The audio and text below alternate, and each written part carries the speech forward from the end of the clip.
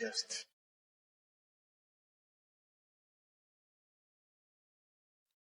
Katika kila jambo kuna wakati wake. Amen. Tunaweza kaa.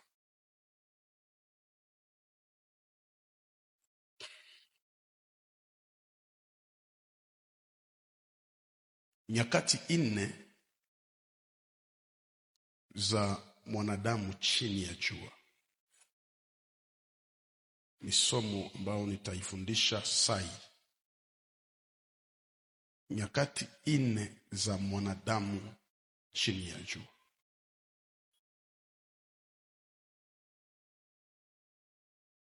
Hapa duniani mahali ambapo unaendelea kuishi,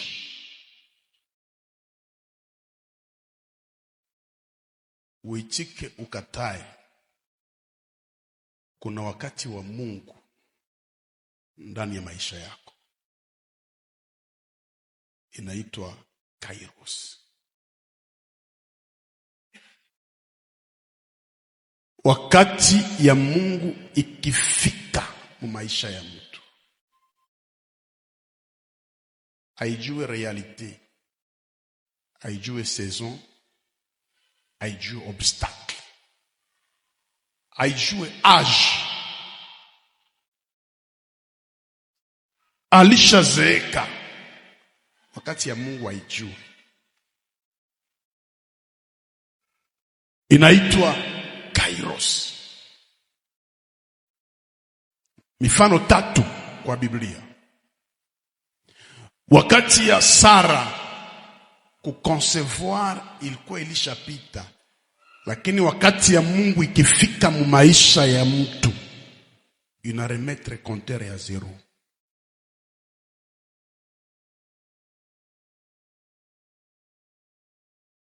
Biblia inasema wazi, haikukuwa wakati ya Sara kuconcevoir, lakini wakati ya Mungu ikishafika maisha ya mtu, haina besoin ya realite, haina besoin ya science, haina besoin ya accompagnement.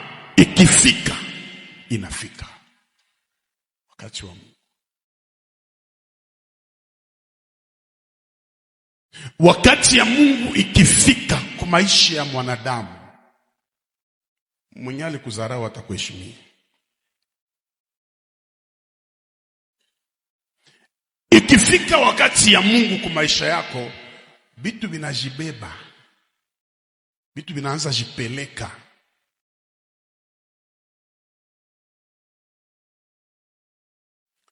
Na hii hatuijue sisi wanadamu, hatujue wakati ya Mungu.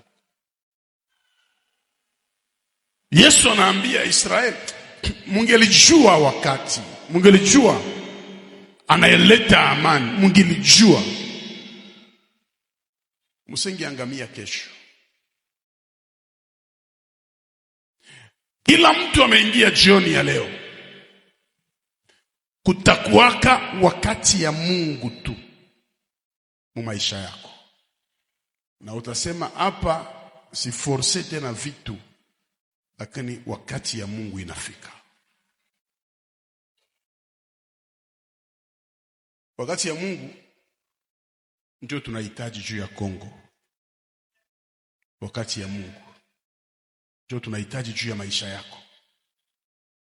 Wanaweka jiwe, wanaweka maaskari. Waliweza kuchunga siku ya kwanza, juu ilikuwa haiko wakati ya Mungu, hakuisemaka. Siku ya pili ilikuwa haiko wakati ya Mungu, alisemaka kisha siku 3 nitafufuka. Saa ilifika, hakuna mtu angelisimama pale. Wakati ya Mungu ikifika, na benye wanaskriveaka maisha yako inaisha, na mwenye alifunga maisha yako inaisha, na mwenye alisema hautafanyaka kitu inaisha, na jiwe yenye waliweka pale inaisha. Niko natangazia mtu hii mwaka Mungu anaenda kulipa sasa zaidi ya kawaida. Oh my God. Niliwaambia haiwezekane ukuwe intercessor maisha yako yote mpaka kufa. Jamais. il faut refuser kile kitu. Hawezi kuwa intercessor maisha yako yote mpaka kufa. Unapaswa kuwa adorateur. Parce que maandiko nasema muda unakuja Mungu anahitaji waabudu. Muabudu ni nani? Ni intercessor mwenye aliona réponse ya intercession kisha inageuka adoration. Na niko na men zaidi ya voisin. Niko naambia mtu mmoja 2025 uli prier sana, mais 2026 utaadore sana. Utafanya 3 jours seke ya adoration, 4 jours seke ya adoration, ya kuambia Bwana ulishatenda, sasa acha nikutukuze. Parce que un jour nilikwambia adoration kuna puissance kushinda prière. Ukifanya prière Mungu anatuma ange akuletee réponse. Mais ukiadore Mungu atatuma ange, il va descendre lui seul. Parce que l'adoration déplace Dieu. Raison pour laquelle année 2026 ni année adoration. Bwana niliomba mariage, ulinipatia mariage. Nilikatala zambi, minaishi sanctification. Nilikataliwa, Mungu kanisaidia.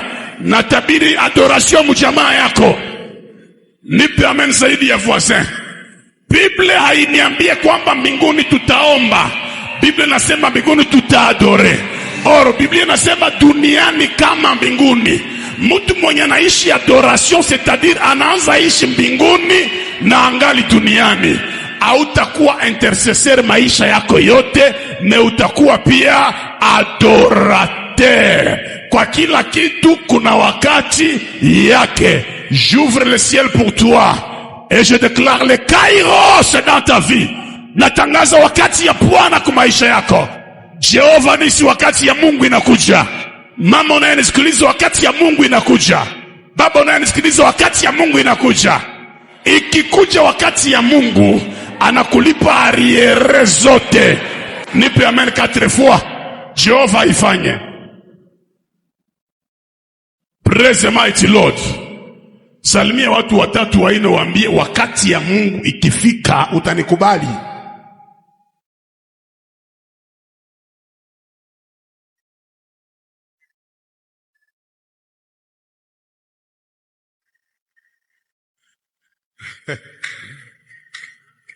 Nipe amen, nipe amen, nitangaze kitu, nipe amen. Nipe amen. Wakati ya Mungu ikifika hautajitetea tena. Oh my God. Wakati ya Mungu ikifika, yo peke ndio inasemaka juu ya maisha yako. Wakati ya Mungu inaoneshaka nani alikuwa juste, nani hakukuwa juste. Nipe amen zaidi ya voisin. Wakati ya Mungu. Sema wakati ya Mungu. Kuna wakati ya pili itafika kwa maisha yako, wakati ya wanadamu. Wakati ya wanadamu. Kusema kila kenye wanataka juu yako. Wakati mchungu sana. Wakati unaweza lewa maneno. Wanatunga neno alafu wanasema ni wewe ulisema. Wanafanya jambo alafu wanasema ni wewe ulisema.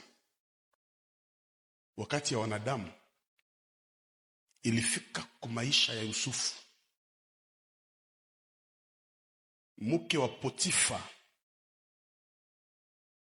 anawahakikishia watu, Yusufu alitaka kunibaka, nikamshinda nguvu, na hii ni shati yake. Wakati ya wanadamu.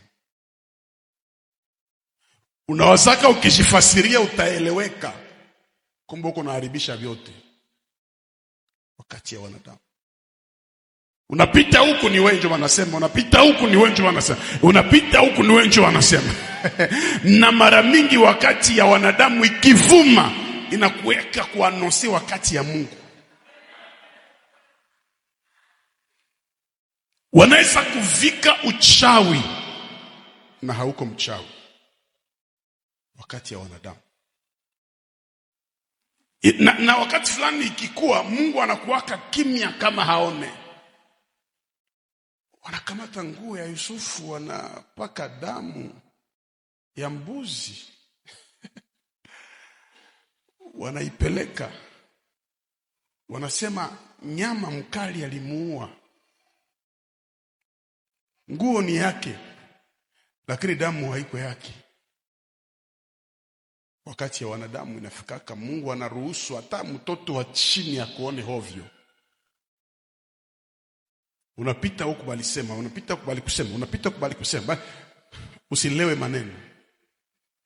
Na hii wakati ya wanadamu ikifika, kama hauna nguvu za kuomba, unaomba.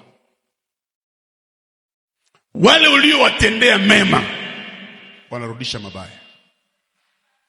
Hii imewafikia wote waliookoka wakati ya wanadamu.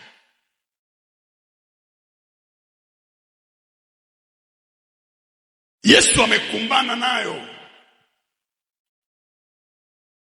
Anaweza lomba, munipe sifongo, munipe maji.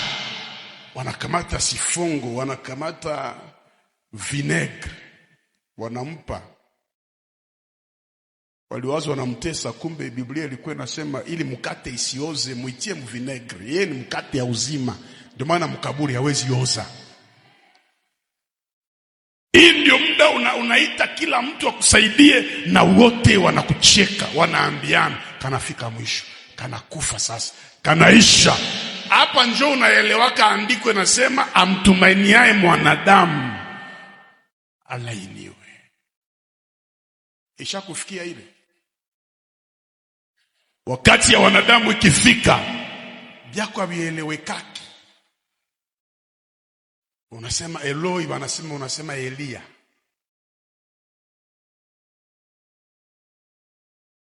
Na hii muda ikifika, mama, baba, nakupa shauri, usijitetee, usieleweshe. Acha wakati ya Mungu ikifika, itaeleweshaka. 3 ans alifanya mprison Joseph. Mniambia alisamba wapi?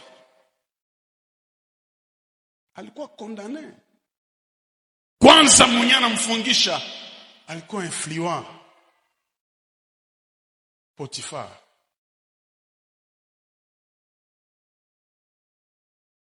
Walimweka condamné à mort kwa sababu mprison hawezi kuwa na cheo kama hauko condamné. Alikuwa deja condamné.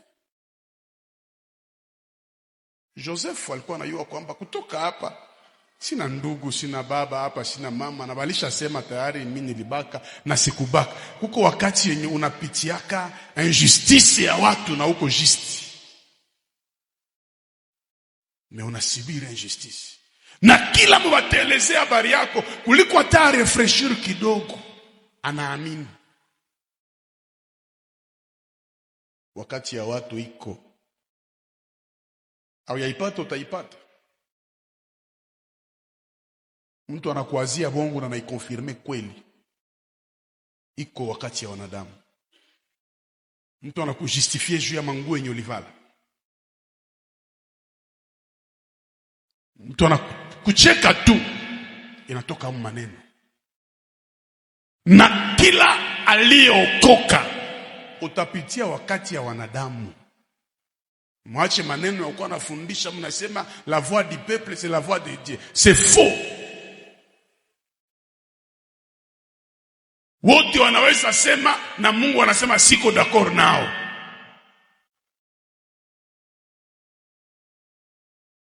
Unampigia mtu simu ili kwamba akusaidie kwa wakati mgumu, unaambia niko napitia magumu huko, mambo yuko hivi. Yeye na anakuambia nilikwambia huko shindikana. Ilifikia Job. Wakati ya wanadamu ilimfikia, mtakatifu wa Mungu ilimfikia mpaka bibi anamgeukia mnyumba, anamwambia tukana Mungu na ukufe. Hapana, na tukufe, ukufe. Ndaolewa nyuma yako. Mwa ile vita mtu tu mmoja mwenye kupataka problem, umoja ni bibi ya Job. Yeye peke ndio kupataka na upele. Shetani ene wanamke kusijue. Jotu umoja mwenye kupataka problem, na anaambia Job tukana Mungu na ukufe. Job anamwambia kama tulipata mema kwa Mungu na mabaya tusiipate, Mungu ndiye alinipa. na kutwaa ametwaa. Libarikiwe jina lake. Mungu ni mkubwa. Kwa nini akugusa mke wa Ayubu? Kwa maana Mungu alijua mke wa Ayubu ni source ya baraka za Ayubu. Kwa hiyo baada ya ile majaribu atazaa watoto wengine wa neema zaidi ya kipekee. Hata Mungu aruhusu vita namna gani, koko kapartiki anakuachiaka consolation. Kiko. Labda ni afya yako, labda ni watoto wako, labda ni mke wako, labda ni kuko kafasi tu kwenye anakuachiaka consolation. Niulizie jirani yako, ushawahi kupitia wakati wa wanadamu? Muulize vizuri. Wale aliofanyia mazuri ndio walipiga sauti asulubiwe, afu. Ni wakati mzito. Hawa wanadamu unawaona wanakaa hapa kanisani, waogope.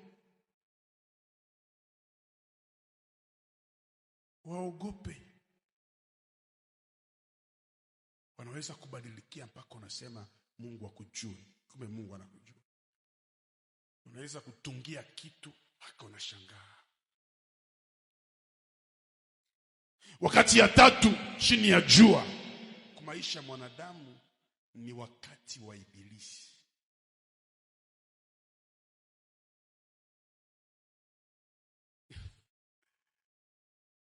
Niwape mfano 2 wala 3.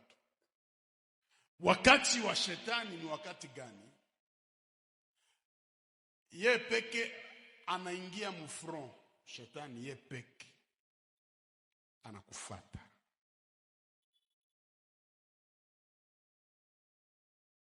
Anaweza tumikisha wanadamu, lakini ye njo alikuya, ye njo anavala mama yako, shangazi yako, tati yako, ye njo anabavala.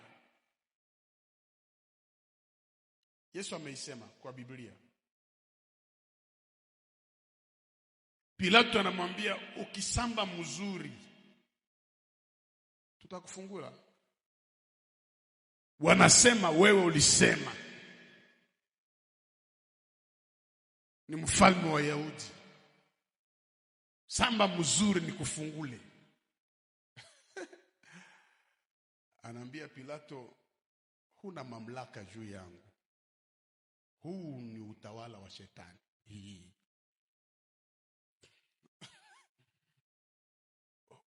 Unaona ile neno? Anasema Pilato, wewe kaa kimya, mamlaka juu yangu huna. Lakini saa hii hapa kinatawala hapa shetani. Nisambe vizuri namna gani? Kwa tafsiri nyingine, hata nikwambie mie sina shida, utafanya nini? Ni utawala ya shetani. Pour preuve, bibi yake yeye peke akalota, akaonyesha kwamba Yesu ni mtakatifu wa Mungu. Alifunguliwa? Hakuna. Utawala wa shetani.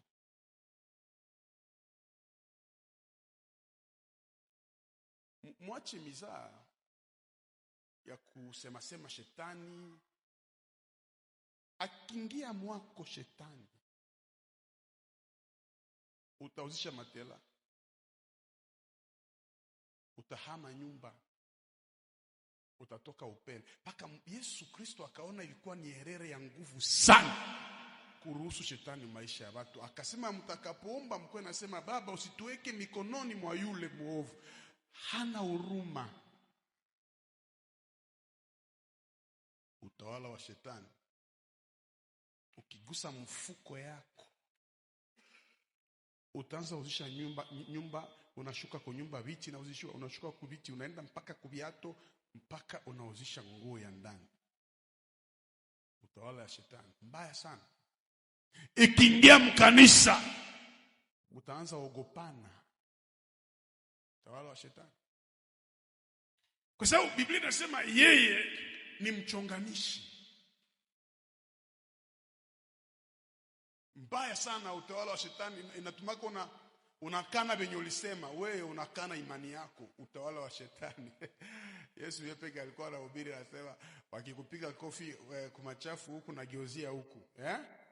Utawala wa ibilisi ulipomfikia,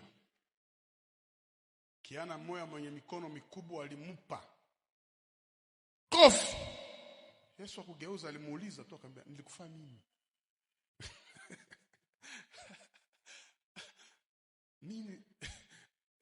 Mimi ningekuwa ningemwambia Yesu geuza. Unageuzana uko na nguvu ya kugeuza. Kofi. Mtu akamtemea mate. Utawala wa ibilisi ni mbaya, Mungu akuepushe nayo. 2026 sifiki. Ipo. Lakini kuna wakati ya 4 inaita wakati ya mwanadamu. Unasikia tofauti? Yes. Kuna wakati ya wanadamu. Alafu kuna wakati ya mwanadamu. Wakati yako sasa. Hii wakati yako njo banasemaka iko msezon yake. Nasikilika? Wakati ya Mungu ilipofika ikatosha Yusufu mugereza. Sasa alikuwa nje ya gereza, ile moma yake ya kutawala ndio inaitwa wakati wake. Na kuombea jioni ya leo usitokake mwa hii dunia bila wakati yako kufika.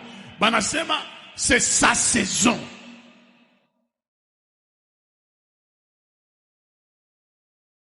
Wakati yako ikifika, usipande we peke, panda na mtu muliliaka naye. Hii wakati yako sasa inafikaka, njoo wanakuitaka Freemason, wanakuita Rosicrucier, wanasema mlozi tu. Hakuna gisi mtu akwetu pale tu jutu ya kuimba, jutu ya kuhubiri. Wakati ikifika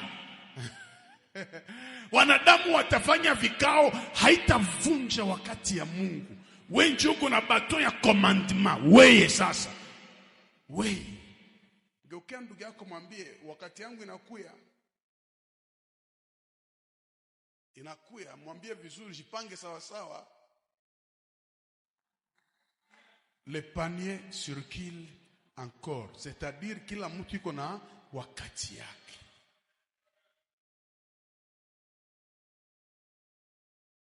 Jehova ifanye. Amen, iko chini sana. Nasema Jehova ifanye.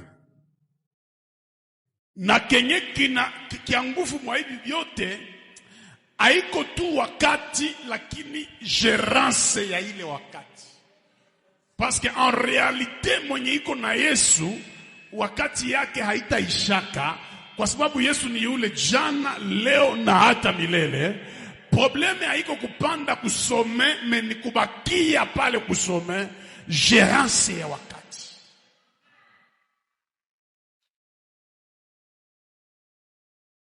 Wakati yako itafika. Ile mimi nakwambia wazi. Sasa namna gani wakati yangu inaweza fika? Utie mkichwa, natakiwa kujua wakati wa Mungu kwa maisha yangu. Le temps de la visitation. Lazima nijue Mungu ananivisite wakati gani, Mungu alinikataza nini, Mungu aliniambiaka nini, nifanye nini. Unaona, wakati ya Josefu haingelifika kama haepuke mke wa Potifa.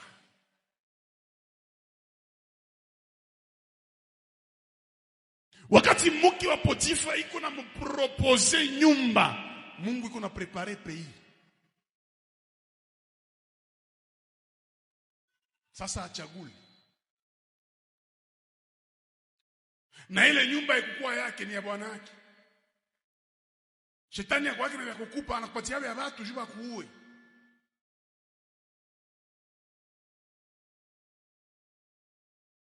Wakati yako unaiprepara kama intimite yako na Mungu. Maisha ya kumtafuta Mungu. Hakuna mtu Mungu aliinuaka parazar. Kila mwenye aliinuliwa na Mungu iko na pasenye alimutafutaka. Ukitafuta Mungu utatafutiwaka. Mtu mmoja anipe amen vizuri.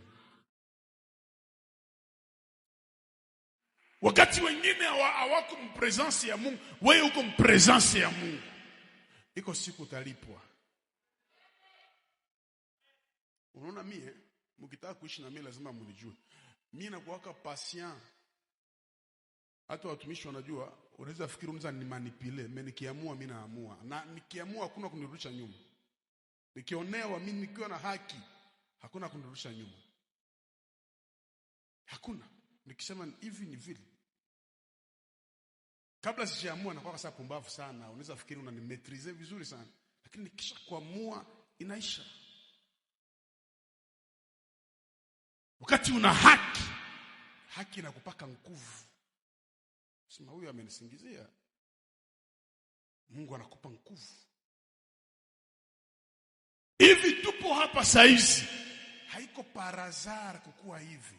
Kuko wakati tulitafuta Mungu na Mungu akaweka wakati ya Jehova Nisi. Peu importe ce que les gens peuvent dire, we don't care. Atujali.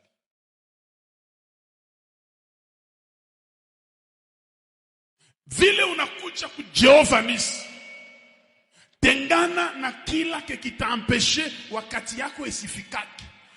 Je vous assure, kila mtu mwenye Mungu aliumbaka mwenye iko normal, kuko siku wakati yake itafikaka. Ndio maana usizarau mtu kama leo njoo kwa nampatia ka $10 ka $20, usizarau ule mtu, kuko siku wakati itafikaka. Kuko siku. Na anakuambia niko mwakati yangu.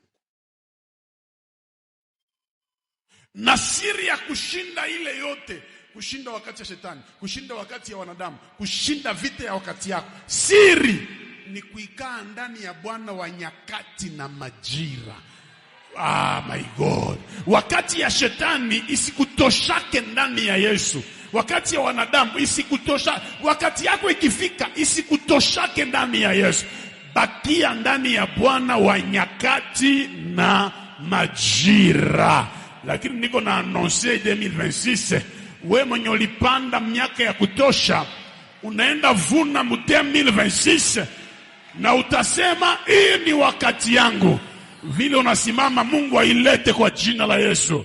Nipe amen zaidi ya voisin.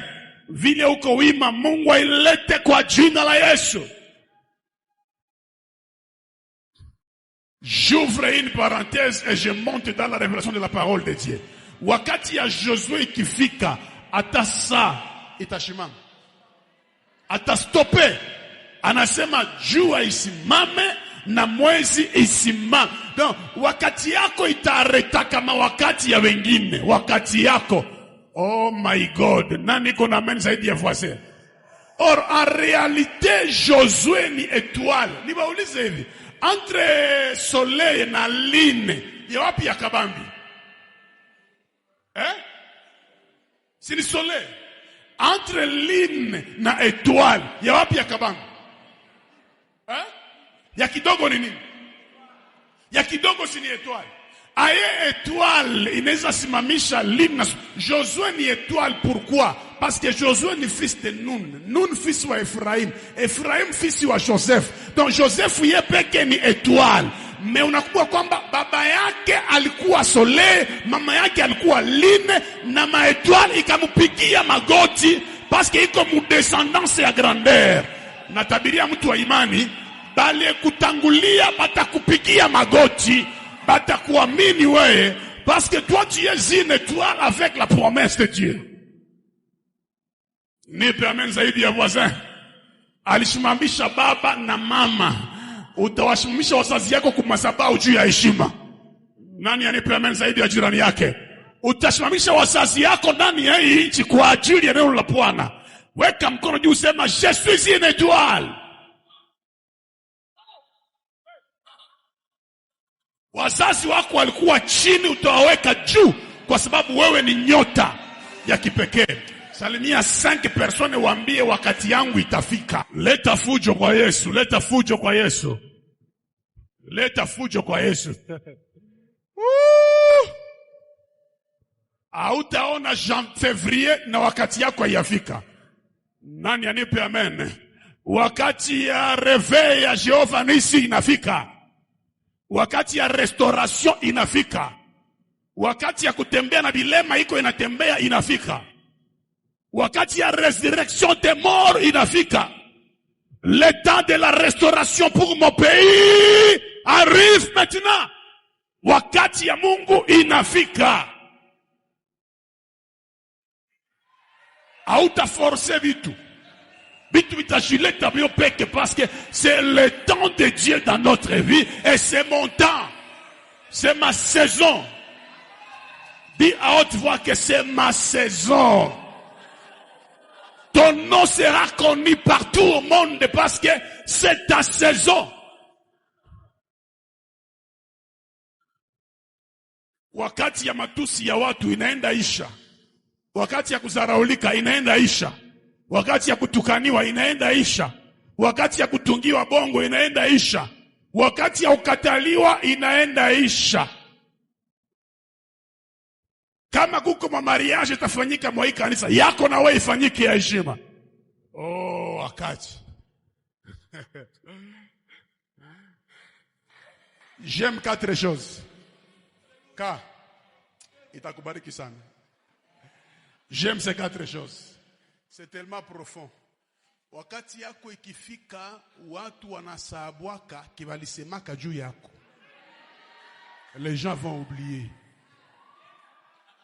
Ikishafika banasema sasa mbona mlikuwa kama mnasema hivi bibi ya Potifa atasema tena nini? Wakati yako ikifika unageukaka reference. Si mkwe sa fulani?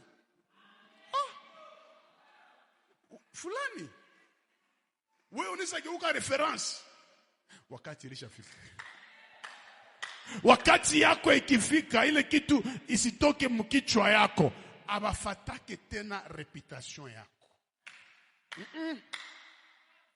Je m'explique. Nani mwenye alifunga Joseph? Potiphar. Mnajua Potiphar?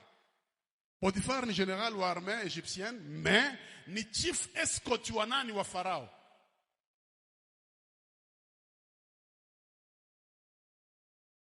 J'aime ça. Jado Sogea. Ni mfano mzuri. Nampenda Mungu sana. Jado huyu. Iko na probleme mwake mnyumba. Mimi ndasahau. Si Potiphar. Farao. Atanambia kule vile petit moi alitafa blague na mere nikamu mtia mu prison. Mimi ndasema nini? Habakie kule. Alitafa vya vile akufie kule mu prison. 3 ans. Mungu naye ni mkubwa. Mungu anasema hapana. Nikilotesha huyu ndoto wa chini. Ata Joseph atafunguliwa, hana trone ya kupatia Joseph. Niloteshe superieur wa Potiphar. Ndio niloteshe. Wa roi Farao plutôt. Sana pata ndoto, anasema nani mwatanitafsiria ndoto? Banamwambia mu prison kuna mtu mwenye iko na roho ya miungu mitakatifu. Nani? Ilikuwa wazi Joseph. Huyo anayua. Joseph ipara alimwambia mzee, si njoo mpeti mwenye roho anasema mimi siko kwanza mubile. Mimi niko kwa na besoin. Akui vile vyenu vya kubaka ni we naye, mie binabaona. Sana kuya Joseph ataona nani wa kwanza? Potiphar. Mwoko naye problem njoo naonaka wa kwanza. Muro anasema kufa inafika sasa. Bali nitie ya kukufa. Mungu ni mwema. Mungu ni mwema. Usiogopake hata maadui yako kwa karibu yako. Unaweza kutafsiri ndoto. Aseme ndio siwezi lakini Mungu wangu anaweza. Peti anapiga ndoto, anaitafsiri na anaongeza vikolezeo. Mfalme anauliza watumishi wa. Sana anasema watumishi wake, anawauliza. Huyu nani nani? Mtumishi wake. Anauliza watumishi wake. tunaweza kupata mwa hii question, tunaweza kupata wapi mtu kama huyu? Huyu haiko mwa hii question. Iko mwa hii question. Tunaweza mpata wapi mtu kama huyu mwenye roho ya Mungu? Watu wanasema hakuna. Anasema le Joseph sogea. Wewe ulikuwa prisonnier. Mais sai niko nakwambia, tunafanya 3 choses. La première des choses, vile hauna mwanamke, tafuta hapa.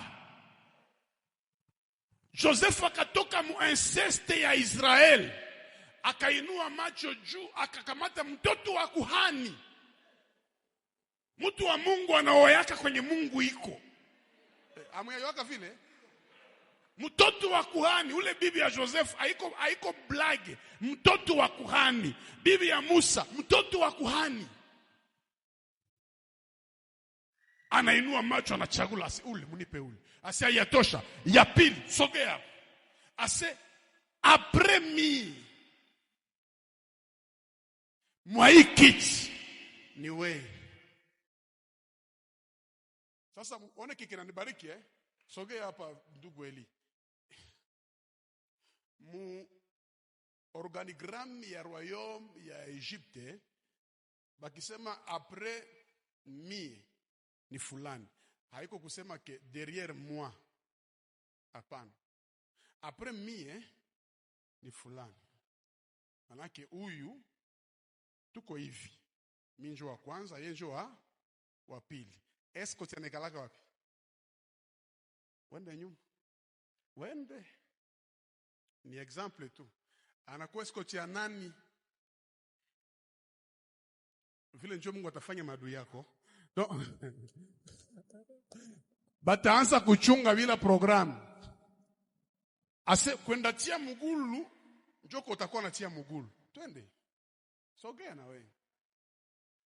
Sasa yeye njo alisemaka huyu alitaka baka bibi yake. Metena nageuka wapi? Reputation yako haitakuwa obstacle ya baraka yako. Amena yako iko chini sana. Amena yako iko chini sana. Je lève ma main droite, je prophétise et je décrète. Ta réputation ne sera jamais l'obstacle sur tes bénédictions au nom de Jésus. Tu as été mal réputé, mais à partir d'aujourd'hui, je déclare la bénédiction sur ta vie au nom de Jésus.